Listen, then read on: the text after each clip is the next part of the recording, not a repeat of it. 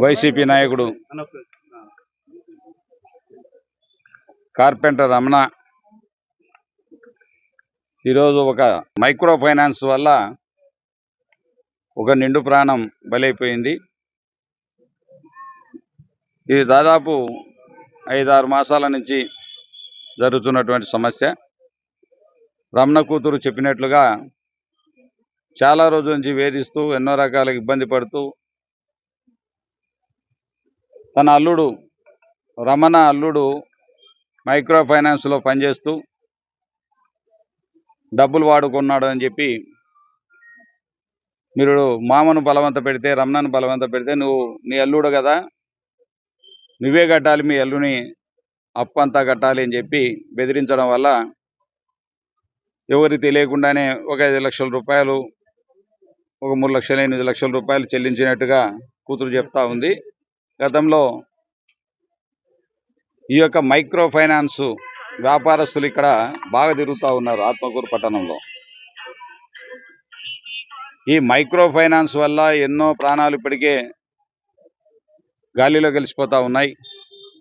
10 రూపాయల వడ్డీలు, 20 రూపాయల వడ్డీలు తీసుకుంటూ రాజమండ్రి నుంచి ఈస్ట్ గోదావరి నుంచి ఇక్కడికి వచ్చి ఈ ప్రాంతాల్లో సంచరిస్తూ ఎవరైతే అవసరాలు ఉన్నాయో అలాంటి వాళ్ళ వద్ద కొన్ని ఆస్తులు తనఖా పెట్టుకొని మైక్రో ఫైనాన్స్ అని చెప్పి ఇక్కడ అధిక వడ్డీలు వసూలు చేస్తూ ఈ ప్రాంతంలో బాగా వ్యాపారం చేస్తూ ఉన్నారు. ఈరోజు రమణకు సంబంధమే లేదు, రమణ అప్పు తీసుకోలేదు. తన అల్లుడు కూడా వాళ్ళు ప్రేమ వివాహం చేసుకున్నారు.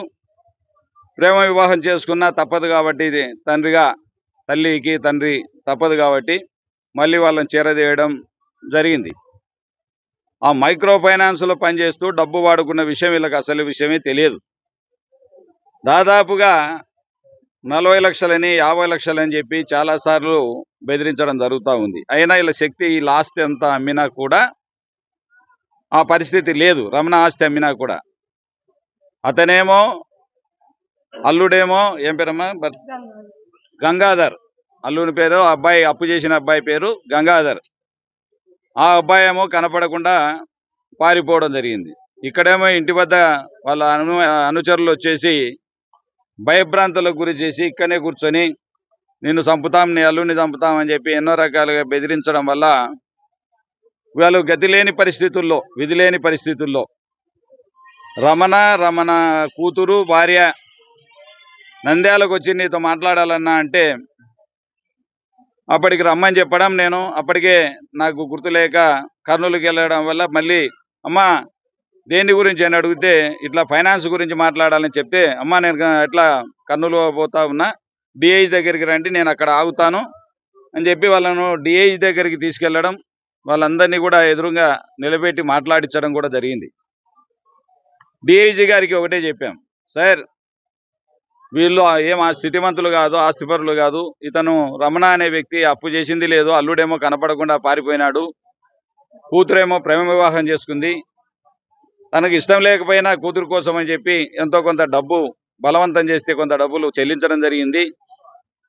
అతను నేను చస్తానని చెప్పి రమణ చాలాసార్లు నాతో కూడా నేను చస్తానని చెప్పి ఇంటి వద్ద భార్యకు పిల్లలకు చెప్పడం జరుగుతూ ఉంది. నేను ఒత్తిడి తట్టుకోలేకుండా ఉన్నాను, నాకు సావే శరణ్యం అని చెప్పి చాలాసార్లు వాళ్ళతో మాట్లాడడం, రాత్రి వేళ ఏడవడం, ఇలాంటి విషయాలు చెప్పినప్పుడు వీళ్ళు నా దృష్టికి ఇద్దరు కూడా కూతురు భార్య నా దృష్టికి తీసుకొచ్చి, అన్న నువ్వే కాపాడాలి ఏ విధంగానే అంటే నేను డిఐజీ గారి దృష్టికి తీసుకెళ్ళి, ఎందుకంటే ఒక పొలిటికల్ నాయకుడు ఎమ్మెల్యే గారు ఇక్కడ ఒత్తిడి వల్ల ఈ ఫైనాన్స్ వాళ్ళు మీద పడుతూ ఉన్నారు, భయపడిస్తూ ఉన్నారు అనే ఉద్దేశంతో ఎమ్మెల్యే పేరు చెప్పి గట్టిగా బెదిరిస్తున్నారనే ఉద్దేశంతో నాకు చెప్పడం వల్ల ఆ స్థాయి వ్యక్తులు ఉన్నప్పుడు మనం చెప్పాల్సింది ఒక డిఐజీ గారు అయితేనే దీనికి సరిపోతాడు అనే ఆలోచనతో డిఐజీ వద్దకు తీసుకెళ్లడం జరిగింది.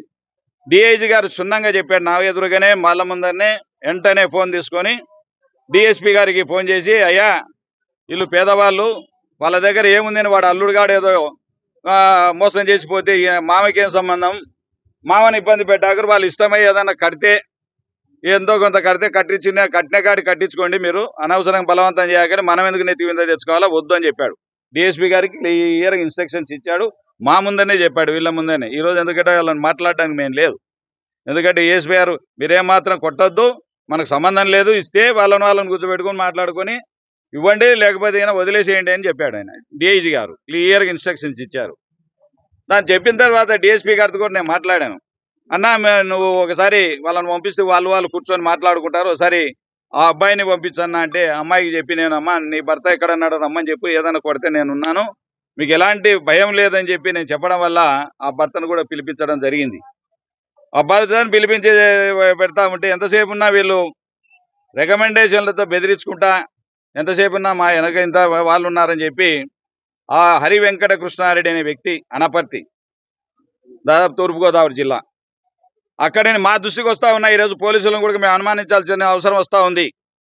ఈరోజు ఏం సంబంధం అని చెప్పి పోలీసులు కూడా ముందస్తులు ఆ రోజు మేము డిఐజీ గారు చెప్తే, మీకు ఏం చెప్పాడు డిఐజీ గారు ఇన్స్ట్రక్షన్స్, వీలైతే ఇప్పించండి, ఇవి కట్టకపోతే వదిలేయండి అని చెప్పాడు. దాన్ని మళ్ళీ మీరు ఇలాంటి మిమ్మల్ని అనుమానపడాల్సి వస్తుంది. మీరు పిలిపించి మీరు మాట్లాడుకోమని చెప్పడం వల్ల మేము అనుమానపడాల్సి వస్తుంది. మీరు దాన్ని జోక్యమే ఇలాంటి ప్రైవేటు తగాదాల్లో తలదూరిస్తే పోలీసులైనా మేము వదిలిపెట్టాం. పోలీసుల పైన కూడా మేము ఎంత దూరమైన పోవడానికి సిద్ధంగా ఉన్నాం. మేము జైల్లోకి పోవడానికి కూడా వెనకాడం, దేనికి కూడా వెనకాడం.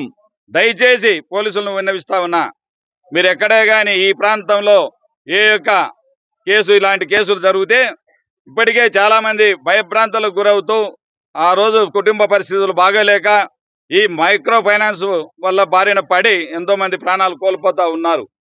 మేము ఒకటే కోరుతా ఉన్నాం, ఇలాంటి వాళ్ళను దగ్గరికి రానివద్దని మిమ్మల్ని పోలీసు వారిని కోరుతా ఉన్నాం. పోలీసు వారు కూడా జాగ్రత్తగా ఇలాంటి ప్రైవేటు విషయాలలో జోక్యం చేసుకోకూడదు. జోక్యం చేసుకోకుంటే మేము వైఎస్ఆర్ పార్టీ తరఫున తప్పకుండా స్పందిస్తాం. ఇప్పుడు చేసినటువంటి వ్యక్తి ఏ పార్టీ వారైనా సరే, మా పార్టీ వారైనా సరే తప్పకుండా శిక్షించాల్సిందే. తప్పకుండా కేసు రాయించిన ప్రకారం తప్పుడు కేసులు ఏమన్నా బనాయిస్తే, లేకుండా ఈ కేసును తారుమారు చేయాలని ప్రయత్నం చేస్తే మేము ఊరికంటే ప్రసక్తిలో హైకోర్టుకి వెళ్ళి అయినా సరే మళ్ళీ కేసును తిరగదోడతాం. దీన్ని ఏమాత్రం మేము న్యాయం చేయాల్సిందిగా మేము పోలీసు వారిని కోరుతా ఉన్నాం. పోలీసు వారు తప్పకుండా న్యాయం చేయాలి. ఈ పిల్లలను ఈరోజు పిల్లలు ఒంటరి వాళ్ళు అయినారు, వాళ్ళ కొడుకు వాళ్ళ కూతురు ఉన్నారు. ఈరోజు వాళ్ళ పరిస్థితి ఏమని అడుగుతా ఉన్నా, వాళ్ళకి ఎవరు దిక్కని అడుగుతా ఉన్నా. ఈరోజు ఇటువంటి ఈ ప్రభుత్వం, తెలుగుదేశం ప్రభుత్వ హయాంలో ఈ మైక్రో ఫైనాన్సుల గురించి, ఇట్లాంటి వాటి గురించి పట్టించుకునే పాపాన పడడం లేదు. ఎంతసేపు ఉన్న రాజకీయాలు, తిరుపతి లడ్డు, శ్రీశైలం లడ్డు, ఇలాంటివి తప్ప ఏం లడ్లు తప్ప వేరేడు కనపడడం లేదా? మీకు రాజకీయం తప్ప ఏంట్లో ఇలాంటివి పేదవారు చనిపోతా ఉన్నారు. ఇలాంటి వారి గురించి ఈ మైక్రో ఫైనాన్స్ కట్టడి చేయాల్సిన అవసరం ఉంది. ఇలాంటి వాళ్ళు ఎవరు వచ్చినా తరిమి కొట్టాల్సిన అవసరం ఉంది. ఈ ప్రాంతంలో మైక్రో ఫైనాన్స్ అనేది ఉండకూడదు. ఇలాంటి గతంలో కూడా చాలా జరిగాయి. అలాంటివి జరగకుండా చూసుకోవాల్సిన బాధ్యత పోలీసుల పైన ఉంది. ఇలాంటి కేసులు పెట్టి నిర్ద్వందంగా వాళ్ళని అంచివేస్తే కానీ ఇలాంటి సంఘటనలు మళ్ళీ జరగకూడదని తెలియజేస్తా ఉన్నా.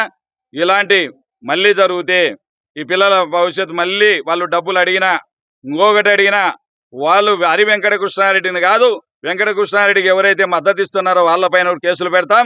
తప్పకుండా వాళ్ళ భార్యలను, వాళ్ళ పిల్లలను కూడా కేసులు పెడతాం. వేధించి పిల్లలను డబ్బులు రాబట్టాలనో ఇంకోటైనా వాళ్ళ జోలికి వస్తే ఊరుకుంటే ప్రసక్తి లేదు, ఎటువంటి వెనక్కి తగ్గేది లేదు. కాబట్టి ఇటువంటి సంఘటనలు పునరావృతం కాకుండా చూసుకోవాల్సిన బాధ్యత పోలీస్ శాఖ పైన ఉందని కోరుతూ, అదేవిధంగా ఈ కుటుంబానికి న్యాయం చేయాలని, వీళ్ళకి భద్రత కల్పించాలని, ఏ విధమైన సమస్యలున్నా వీళ్ళకు వెన్నంటి ఉండాలని కోరుతూ ఇంతతో ముగిస్తా ఉన్నా.